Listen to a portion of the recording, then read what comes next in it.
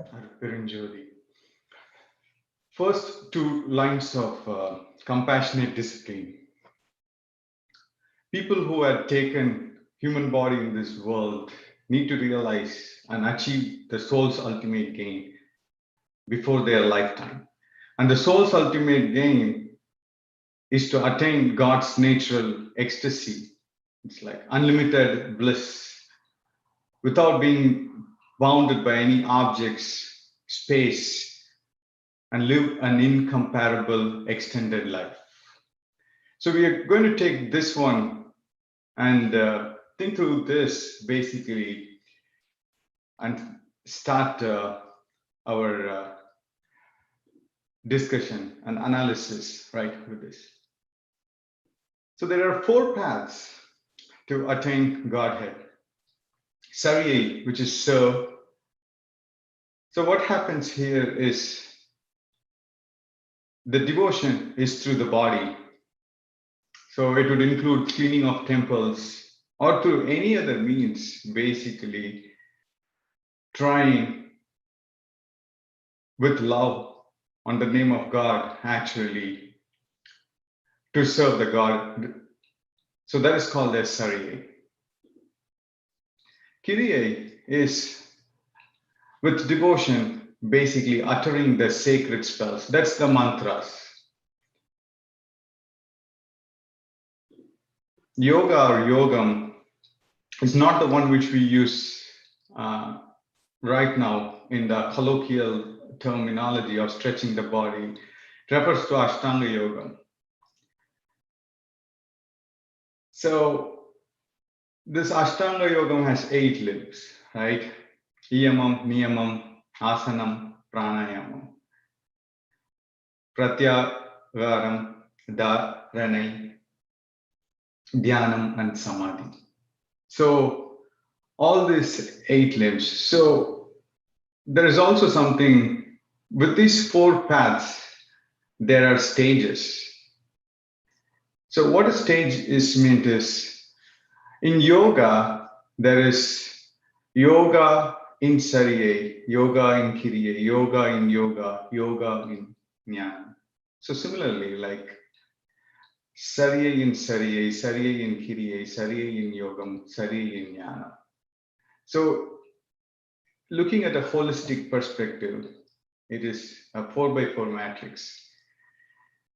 So now talking about yoga, yoga in Sariya has the do's and don'ts of what needs to be done and what need not be done in a day-to-day life.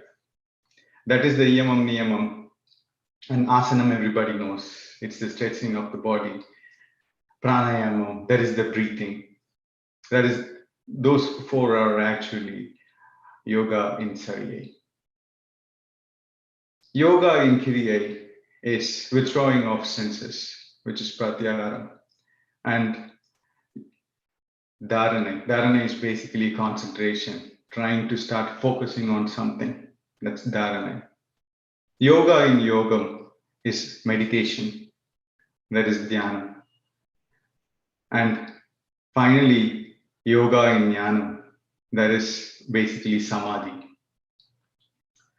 Similarly, the next one is jnanam or knowledge.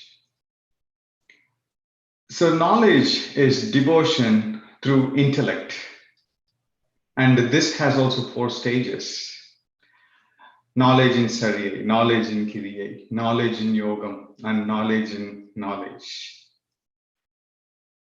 So the first stage is basically listening. Trying to grasp things, trying to know things.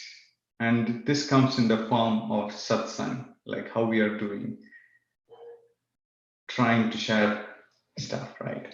Or reading the books, Jiva attain or Thiruvanamalai. So we are trying to listen and get that knowledge initially. So once we have the knowledge in, what we do is we think about it. So we think through that, what we have listened, and try to make sense out of it. We are unbiased at that time, and we have to make sure and try to get into the depth of it. So when thinking starts, and during that process is where we always have multiple questions. Things might not make sense. Some things might make sense. So there will be like on and offs, right? There'll be on and offs. And so things would come and go. So at that time, we definitely want to clarify our thought process. Our thought process of, is this thought process correct? Or do I have to refine the thought process? Or that needs to be like managed in the right way. So all these things needs to happen there during the clarification process. And once we are concrete on, okay, this is what we are going to achieve, and comes the practice, and through practice we experience and get in a union with the Godhead. So one thing here is, I want to ask if you are able to see the PowerPoint. Is that good?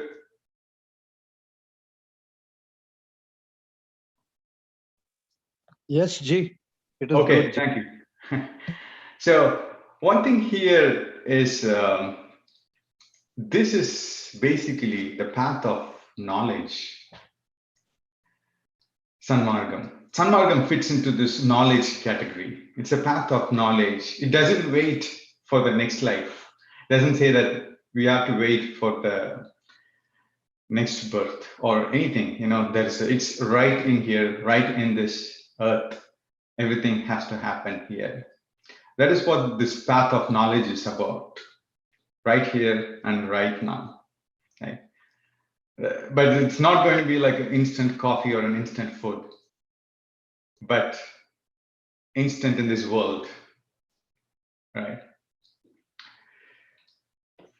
So once a businessman was waiting for a long time in the airport. His flight was delayed. In his spare time, he bought some cookies. He went and sat near a table. There was a man on the other side of the table. He initially glanced and avoided eye contact with that person, and he started reading his magazine. So the man who was sitting beside him boldly grabbed a cookie from the container. This businessman was confused first. So he ignored that man's action. And he just, started reading his magazine over again. And he wanted to make it clear that it was the cookie what he bought. So he also grabbed the cookie from the container and started eating. After a while, the other man, he grabbed one more cookie. This irritated the businessman. He was thinking to himself, what in this world is happening? What's happening here? He felt annoyed by the other person. He wasn't sure what to do there. He started shaking his head. He wanted to show his emotion somehow, but he was trying to not overreact at the same time too. So he also the businessman grabbed a cookie one more time and he started reading his magazine. This kept continuing and both of them were having the cookie. And finally, what happened was it came to the last cookie, and there was only one. So what the other person did was, the other person grabbed that cookie and he actually split it in half, and then he put the rest half in the container, and he took the other half of the cookie.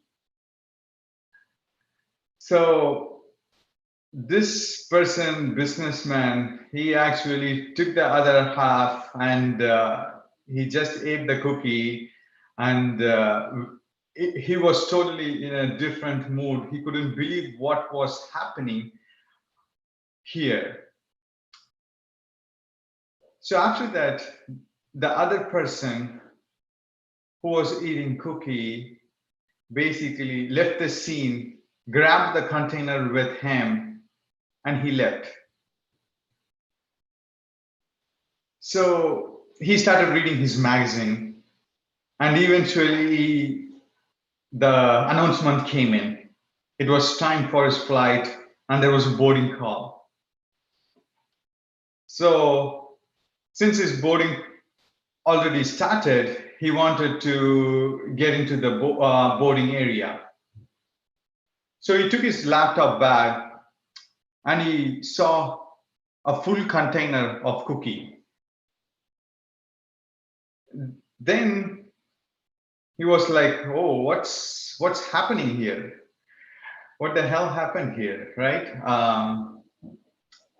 He was ashamed. He was like, oh my God, I was eating his cookie all this time, and what had happened was the other person was sharing his cookie, and internally what this guy was basically was cursing him, the other person, all this time. So he felt ashamed. He was sorry for it, and he wanted to apologize for this, but he wasn't able to find that other person anywhere. So he looked for him, and nowhere to be seen. He's gone. That's it. And he realized what has happened. So the reason why we're talking about this is we are going to start thinking about ignorance in here. And why ignorance is knowledge. In the path of knowledge is nothing about ignorance. And ignorance, we are trying to set a platform in here. Ignorance on the world action, on the outside, is basically, in the story, we saw how this businessman basically, out of ignorance, thought about the other person and eventually realized that he was wrong. And then finally, he fixed himself. So that was an ignorance. So what ignorance leads to is wrong thoughts, wrong actions. So on a simplistic note, that's what ignorance does, right? Basically, we end up thinking wrong, and we start doing wrong things. Our actions would start, being wrong. So that is what is the result of ignorance. So here, what happens if we understand the right thing? So the action basically changes. The action would be right here as well, right? So there's another aspect of it is what is being referred to as clean slate and wrong slate. So what if we have something known, and if we understand something, but that's not understood in the right way? So the one thing is we don't know anything about it. That's the clean slate. And then the other thing is we understand about something, but it's not the right thing which we have understood. So that needs what is called as self-inquiry. So that needs lots of work, because that needs, depending on how deeply rooted that understanding is, it needs that much self-inquiry into that process to understand that that what we have understood or what that understanding is not right. So that is where all the introspection and self-inquiry comes in. In Sutta Sanmargam, there are two tools said by Perumal. One is compassion and the other one is self-inquiry. So compassionate discipline is basically for all life.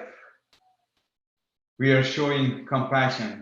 Anytime a life is in danger, trying to help that life, to help that soul. And the second one is self-inquiry. And most of our discussions today are going to be aligned with this process of self-inquiry.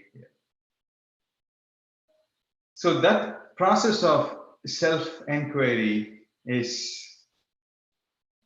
trying to inquire ourselves. But if we have a strong opinion on something, based on that strong opinion, we have to self-inquire a lot, because we would, if we start with a biased situation that, okay, this is how it works, then the inquiry is not going to work. Right? If we think about it, if we start like, okay, fine, you know, we are not open to something, and we are saying like, oh, this is the result of something. So I mean, let's take an example. Let's take a simple example. I want to buy a home. Is this the right time to buy a home? Right? So the goal is to buy a home, right? But due to emotion and all those things, or due to whatever it is,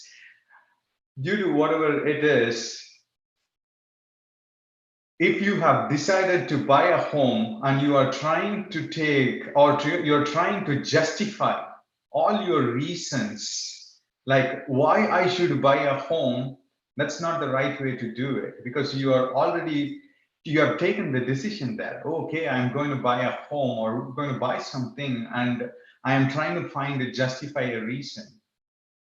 But instead, you basically get the pluses and minuses, the ins and outs, the advantages and the disadvantages in an unbiased form, and then go about it and try to make a decision out of it. That's going to be something else, right? So depending on the opinion, so do not drive into the conclusion into the first thing, right? So anytime you have a strong opinion on something, the inquiry has to be done more. So that is the point in here. So I was trying to think, how could we find something which everybody is strongly opinion on, right? Everybody, I want to find something which everybody has a strong opinion on, right? Fine, found this, which came in. It's called Desire for Health. This one is taken from this book called Chinmaya Devikai. This was written by Ramananda Yogiya, but it was published by Vallalar. It talks about the desire of wealth, the desire of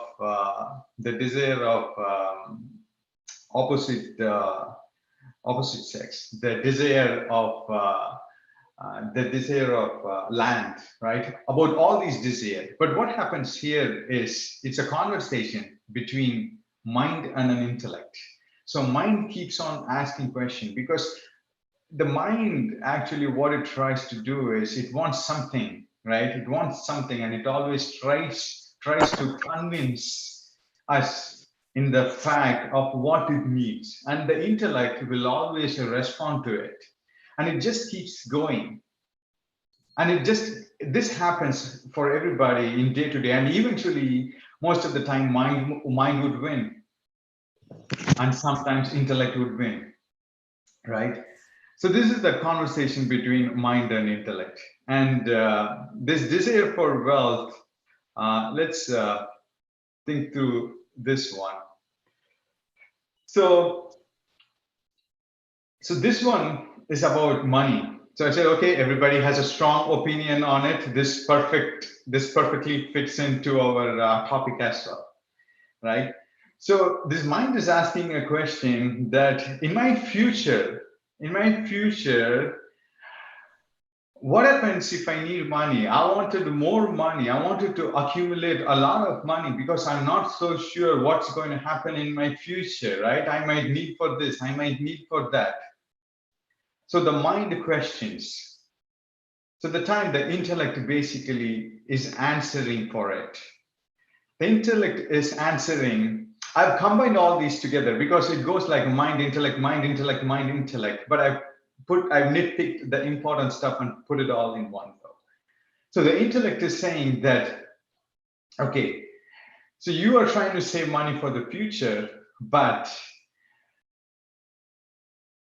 what you have to understand is there is something omnipotent. Omnipotent is something which is the Godhead, which has the potential to do anything in the world.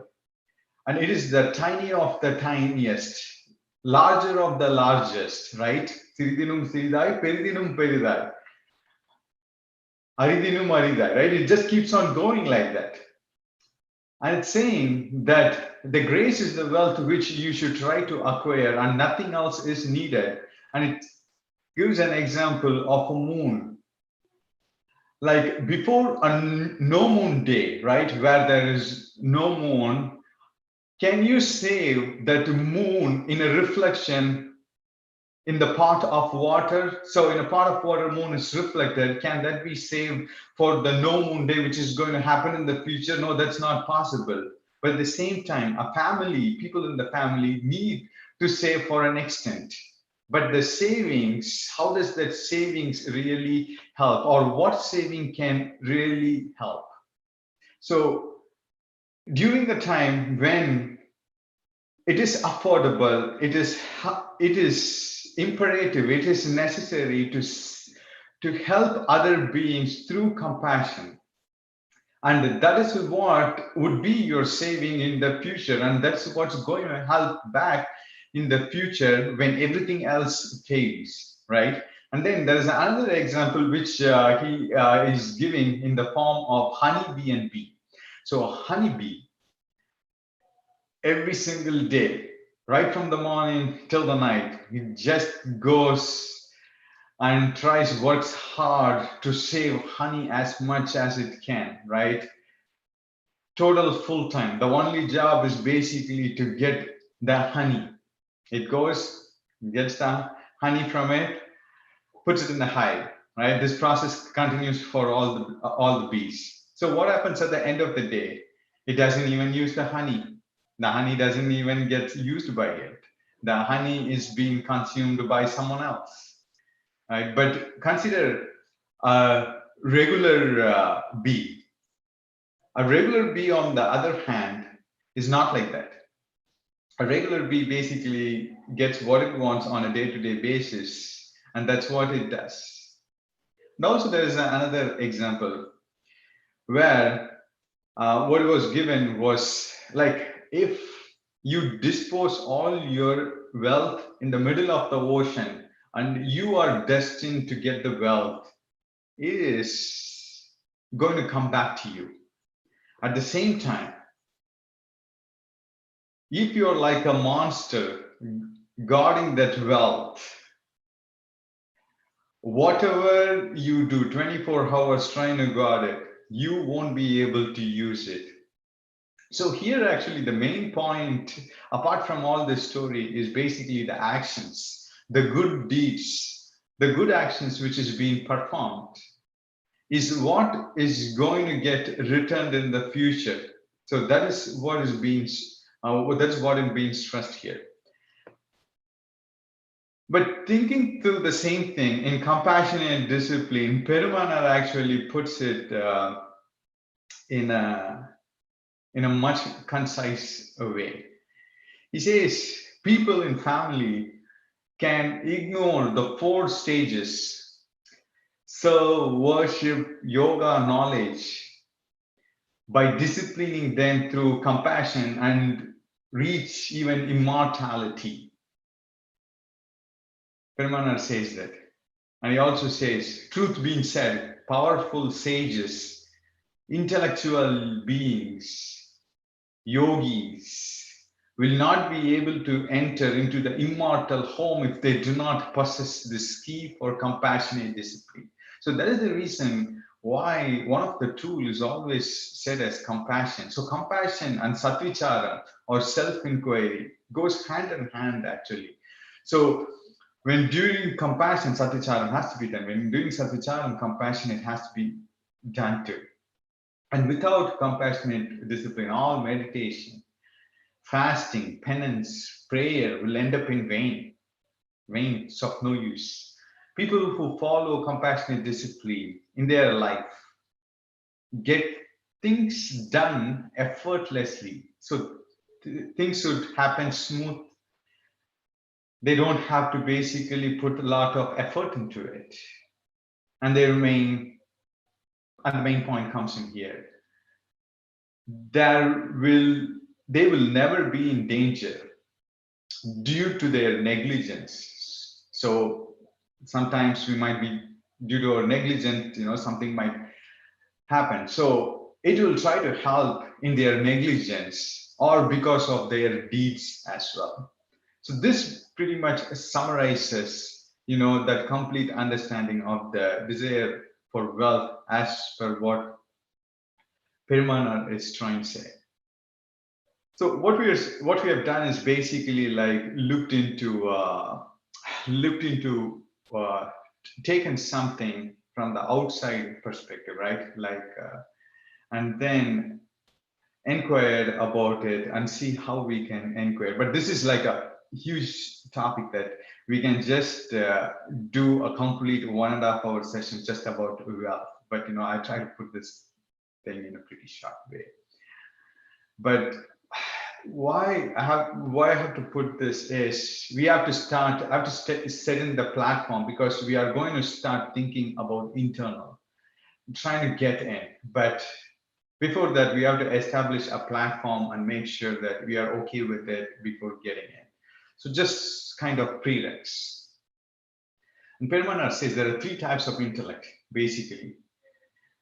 The life or Jiva intellect, Ubaya Arivu, it's called. It's really helpful. It helps us. It's like it illumines like a star. It just comes how a star is, right? How it illumines the illumination of a star, like the light which comes out of it.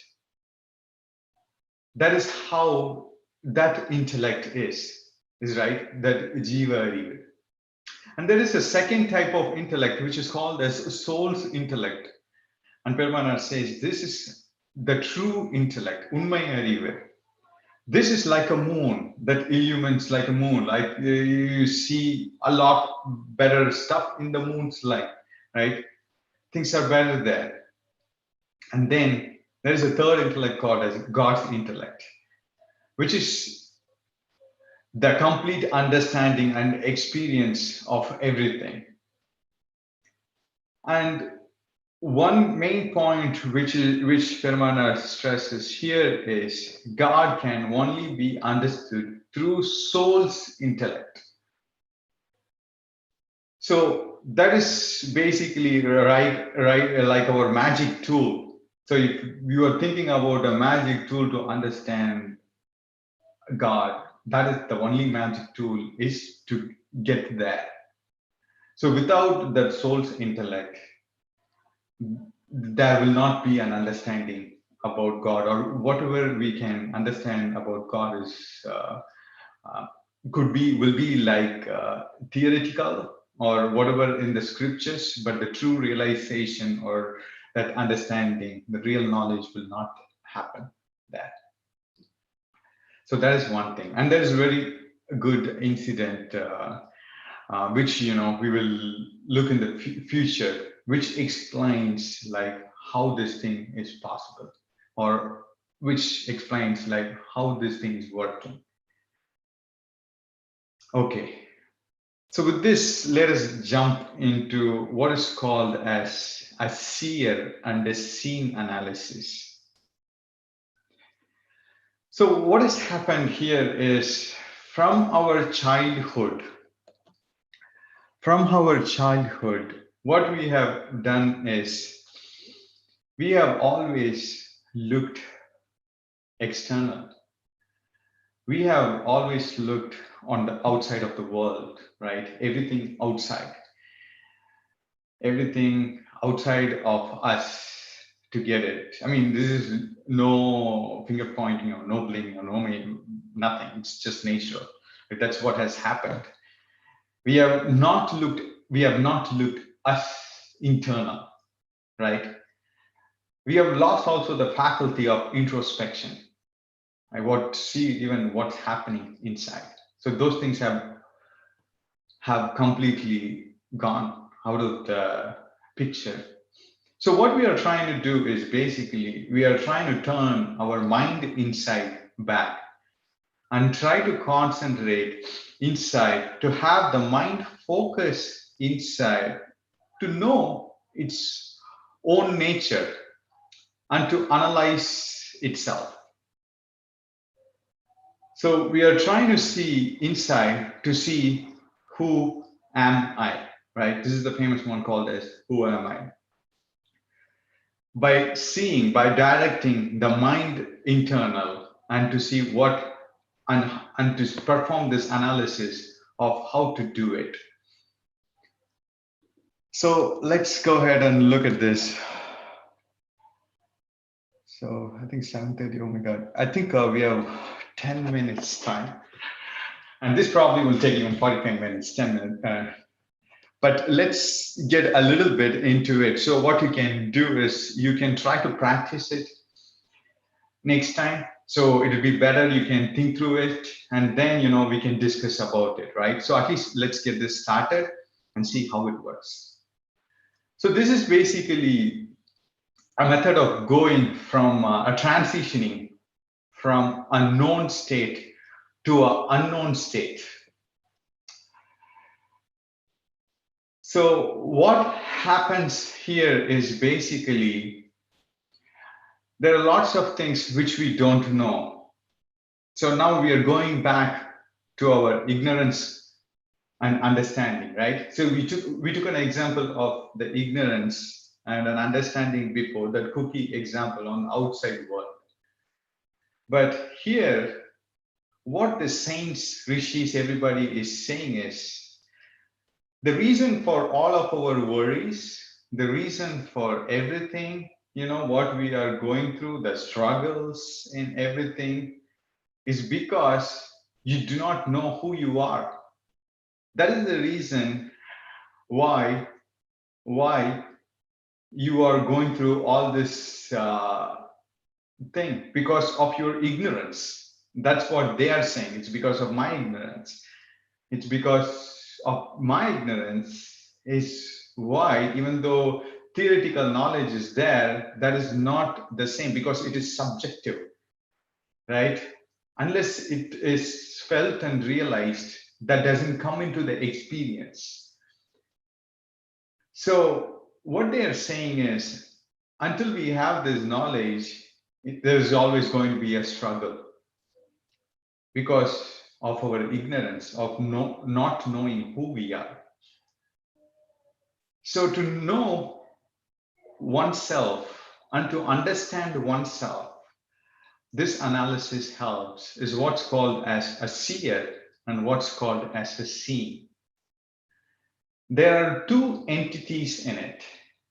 One is seer and the other one is seen. And it's pretty simple. And let's follow with me with what we are talking about. So there are 3 principles or 4 principles around with it. And then based on it, what we will do is we'll take an example, right? And then we will go with it. So the first rule says, seer and seen are different. So here, let's take for example, I. right? Eye meaning not I, it is the indriyam, it is the eye which gives me the vision, right? So the eyes, right? That's what we are taking. So we are going to take eyes as seer. So what happens here is using my eye, I see the monitor in here. Using my eye, I turn around and I see the divam there. I see a furniture in there. My eye is different than the monitor, then also the furniture and also the divam there, right? The light there. So my eye is different, the rest of the objects are different, right? So this is a generalized rule, but what we will do is we will apply the entities through each and every rule, and we will go through it. So this should be pretty clear, right? So the eye is different, the rest of the objects are different. So that is why the seer is different. In this case, my eye is different, the rest of the objects are different, right? So we could also take an example, nose here, right? So let's take a seer is the nose. So what happens with the nose? So the nose would be able to smell like sambar. Sambar is happening, right? It's going on in the kitchen. I can smell sweets, right? A good perfume. So those things are different. So a seer is the nose, and all these different smells, right, are different. Those things are the seen in here, seen in the picture. So that is, so we take an entity and the characteristics of those entity are the seen. So seer is different and seen is different. So at this point, I think everybody should be clear on it, right? It's pretty simple up here. So the second rule is seer is one and seen are many. So my eye is one. One in the sense, don't say, oh, you have two eyes. No, it's like one entity. Eye is as a one entity, but seen are many, right? So I'm able to see many different things, right? It's not just one thing. So that one is also pretty simple in here. And then the third one is a seer is unchanged. It's not changing, right? I can see the monitors, the colors are changing, the shape is different, the lights are different, the scene is changing, but my eye is the same thing. It is not changing, right? So one thing here is we apply all these three rules and we ask a question that if the seer is in my experience and anything in my experience or in one's experience is not you, that is the fourth rule. Okay, so now thinking about this eyes, so what we have taken is just the eye, right? We have just taken the eye and we have said, okay, eye is the seer, and then, seer and seen are different. Yeah, my eye is not same as the monitor. My eye is different than the monitor or whatever I'm seeing. My eye is only one, and then, those things are different. The objects, the inputs which are coming into my eye are different. The seer is not changing, but the seen is definitely changing. All these three things are right. But let's think about this one, the eyes. I'm more on the eye, EYE, which gives the vision. So thinking about just the eye is basically what's happening is the eye is, I can realize, right? The I is in my knowing. So what happens when I was in 10 years, 20 years, 40 years, 70 years, the eyes would start to deteriorate. We might have to see an ophthalmologist, right, to get the eyes checked. We might have to start wearing spectacles. So things would, the eye, when there is an issue with the eye, I know it. When there is a burning sensation in the eye, I know it. The eye is in my experience, right? Everybody can understand that the eye is in one's experience, which means the seer is not the eye. But how do we get this experience, right? How do I know if my eye is under irritation or I'm not able to see something clearly? Because the responsibility or the job of eye is just to see a thing. It just looks at the light in there and just looks at that light. That's it. Its job ends there. So what is basically trying to observe that and trying to make sense out of it is not the eye, right? There is something else which is trying to do it. And what is that? And that is the mind, right? Through the mind is how we are trying to analyze that information of what the eye is seeing. So the eye is looking at the monitor and it's like, oh, what is it? It's a big screen. It's a small screen. It's a little bit blurry. It's not blurry. All those things are analyzed using the mind. So what happens is we are going to change the seer from the eyes to the mind.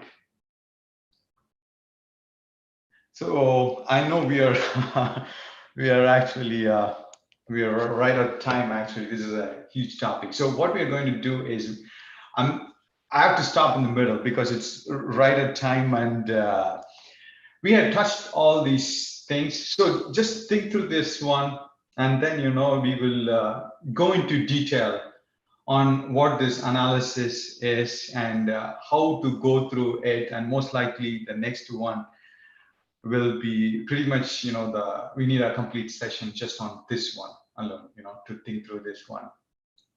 But we have set a platform, and the key point here is we do not know something. We are out in ignorance, and due to ignorance, there comes error, there comes issues. There is a problem with the ignorance, and how we are trying to basically gain that knowledge to get rid of the ignorance. So if you want to summarize, that is basically the summarization of what we had seen today. And we will continue, next week, actually, with the same analysis. And this is by no means is not done. And it's going to get deeper and deeper. And we have just touched the surface of it. And thank you, everybody, for hosting and coming, participating, and listening, and giving an opportunity to share this thought process on it. And Arutperumjothi, I'll be happy to take any questions. Thank you. Thank you, Balaji. Yeah. Thank you very much. That was quite an in-depth part and study of intellect, which we need further clarification, I think, in the next session. But for today, Balaji has taken us into some very basics of the four parts to attain Godhead. And of course, the first one he touched on service. Without service, there's nothing. Second is worship. Third is yoga. And the fourth one is, of course, knowledge, the jnanam part of it. These are all very important tenets tenets of our life, pillars of our life, which we have to rely on and use it to better ourselves. Now, without wasting any more time, is there anyone who would like to say something or give a view or share your opinion with all of us tonight? Anyone who would like to do that, please raise your hand or post the question directly. Anyone?